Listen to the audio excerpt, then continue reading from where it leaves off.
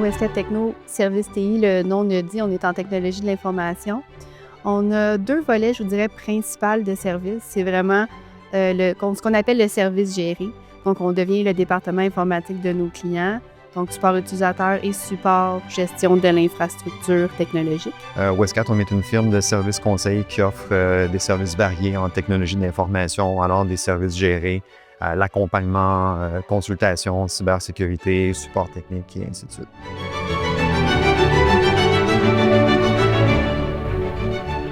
On a un deuxième volet où on peut fournir des ressources par projet. Fait que ça peut être soit des ressources internes ou des fois, on va chercher des consultants externes quand il y a des expertises qu'on n'a pas à l'interne. On est un partenaire Fortinet, donc c'est sûr qu'on va mettre ces produits-là de l'avant.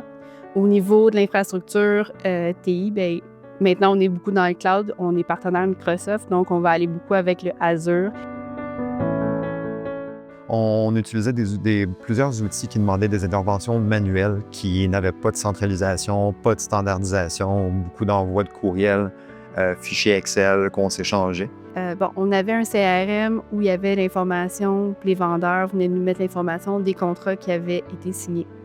On n'avait pas de pont de communication pour recevoir l'information. Donc, il fallait vraiment que quelqu'un aille suivre toutes les nouvelles opportunités qui avaient été créées pour s'assurer de, qu'est-ce qu'on a à faire. Et c'était pas très optimal pour nous avec la structure de notre équipe. Donc, ce qu'on voulait combler comme besoin, c'était principalement d'automatiser beaucoup de processus pour faciliter la gestion, les suivis au travers de l'équipe. Mais on voulait vraiment aller avec une solution qui intégrerait tous les modules ensemble pour permettre justement d'avoir des rapports qui nous permettent de sortir les données financières et comparer avec les données de projet, les heures travaillées, le nombre de billets au support traité.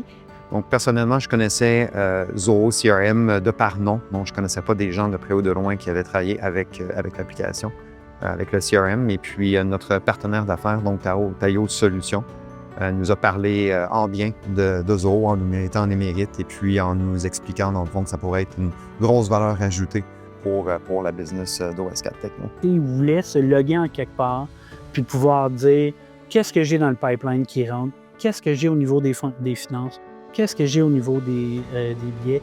Pour nous, c'était important que si on allait rentrer Zoho chez OSCAP, que ça soit vraiment le produit qu'ils voulaient avoir.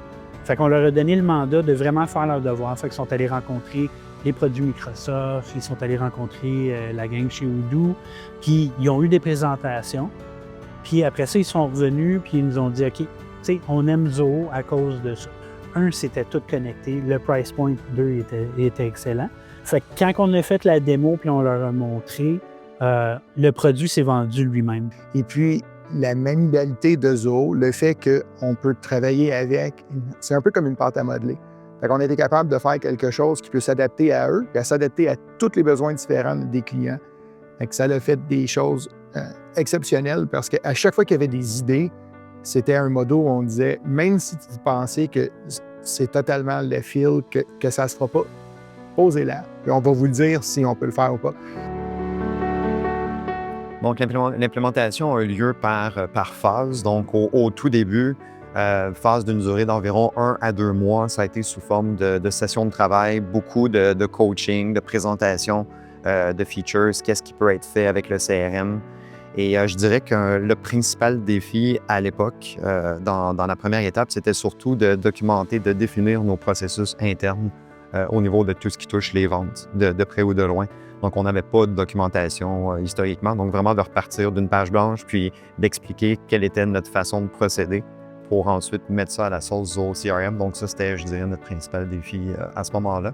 Et graduellement, on a découvert qu'il y avait différentes choses, différentes fonctionnalités additionnelles qui pouvaient être implémentées, ce qui a fait allonger, si on veut, la phase d'implantation. Et une fois qu'on a commencé à vraiment se mettre les mains dans l'application, ça a changé drastiquement notre façon de travailler au quotidien pour moi et pour l'équipe des ventes. Donc maintenant, le gros avantage, c'est que tout est interconnecté. Donc, je peux créer des automatisations à partir du CRM qui vont me créer directement mes devis dans Books, qui vont m'envoyer des tâches directement pour me demander de créer des projets. Lorsqu'on remporte une opportunité chez un client, qui va avoir une certaine récurrence, donc une opportunité qui a une date de début, une date de fin, mais qui peut être renouvelée. Donc, à partir du moment où on remporte l'opportunité dans le CRM, il y a un mécanisme, une automatisation qui fait en sorte que un nouvel engagement renouvelable est créé et qui automatiquement prend toutes les informations qu'on a rentrées dans l'opportunité en question, date de début, date de fin, informations autres et ainsi de suite, pour créer l'engagement. Et on reçoit des notifications avec les barèmes, les filtres qu'on a populés dans le CRM avant notre prochaine date de renouvellement pour nous aviser comme quoi le renouvellement s'en vient. Avant, on avait beaucoup de difficultés à savoir pour une opportunité donnée, là, pour un deal donné, c'était quoi notre marge, est-ce qu'on était rentable? Puis j'avais de la difficulté à suivre ce que mes vendeurs, les propositions qu'ils faisaient aux clients, si ça faisait du sens, un coût, mes frais administratifs appliqués et mes coûtants appliqués. Maintenant, pour chaque deal, tout ça se calcule automatiquement, c'est automatisé. Et ce qui nous sauve énormément de temps, par exemple, de poser une question, d'envoyer un courriel à quelqu'un pour aller chercher une information, mais de pouvoir trouver cette information-là à même le CRM. Donc, ça nous évite une panoplie de courriels, de relances, d'appels, de chats dans Teams et autres. Fait qu'avec ça me permet aussi de gérer mes vendeurs, de dire il faut que vous vendiez à un certain prix, parce que si la marge n'est pas suffisante, ça ne donne rien.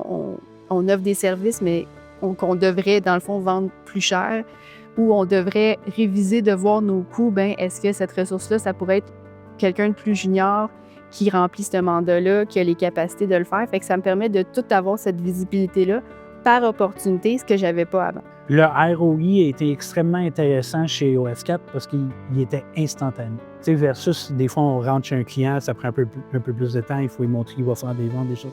Pour eux, juste le fait qu'on était capable d'enlever des outils extrêmement chers qui ne faisaient pas exactement ce qu'ils... puis le remplacer avec quelque chose qui remplissait tous les besoins, tu sais, c'était un no-brainer pour eux autres.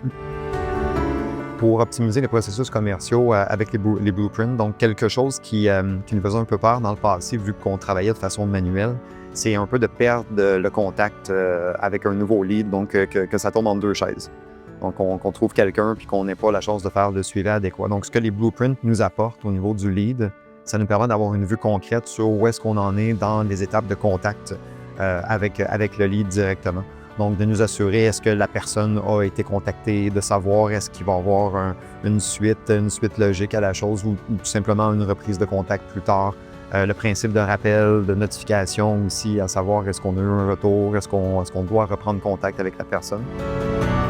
Pour moi, ce qui reste à aller chercher pour vraiment tirer parti davantage de Zoho CRM à l'avenir, c'est surtout au niveau du reporting. Donc, étant quelqu'un qui aime beaucoup les statistiques, les graphiques, on utilisait les premiers temps pour surtout populer le data dans notre CRM pour avoir quelque chose de plus véridique par la suite au niveau du reporting. De vraiment utiliser Analytics à sa pleine capacité pour pouvoir fournir encore plus d'informations pour nous aider à prendre des bonnes décisions d'affaires, à voir si on doit majorer nos coûts, à voir si on a trop de ressources, pas assez de ressources pour offrir nos services. Fait qu'un coup qu'on va être vraiment efficace, qu'on va avoir une bonne idée de notre rentabilité puis ce qu'il faut changer, bien là, on va vraiment ouvrir la machine au niveau des ventes. Maintenant qu'on a les outils pour suivre les vendeurs, c'est beaucoup plus facile pour moi d'engager des gens puis de les suivre facilement, de voir ce qui rentre comme deal, ce qui rentre comme prospect.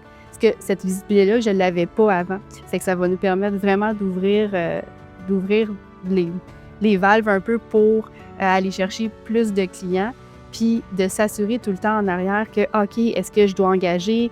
Est-ce que mes prix sont corrects? Tout ça, fait que c'est ce qui nous manquait. Fait que c'est sûr que ça peut juste nous aider dans l'avenir là, sur tous ces points-là.